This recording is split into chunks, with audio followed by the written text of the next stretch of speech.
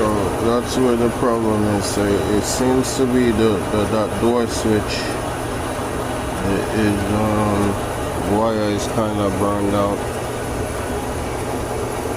So that's why, here we go, that's why it's stopping. So probably just gonna replace the wire.